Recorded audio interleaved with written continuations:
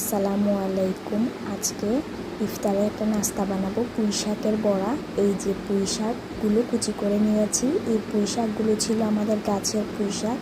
আচ্ছা, যাই হোক, এখানে পরিমাণ মতো আটা, পরিমাণ মতো চালের গুঁড়া দিয়ে, তারপর এখানে পেঁয়াজ কুচি, কাঁচামরিচ কুচি, তারপর এখানে দিয়ে দিচ্ছি পরিমাণ মতো লাল মরিচ গুঁড়ো, হলুদ গুঁড়ো, ধনে জিরা গুঁড়ো আর লবণ।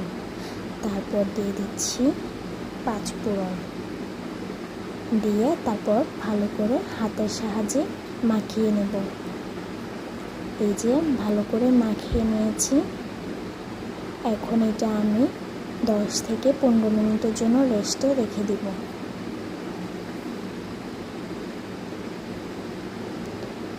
এই যে এখন আম্মুকে বলছি এখানে তেল একটু ভেজে দেওয়ার জন্য।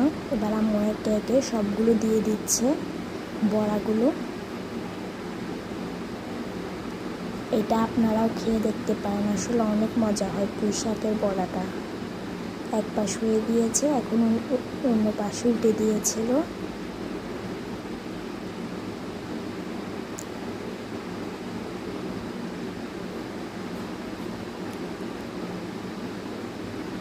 এই যে এখন হয়ে গিয়েছে, এখন একে একে সবটা নামিয়ে নিচ্ছি।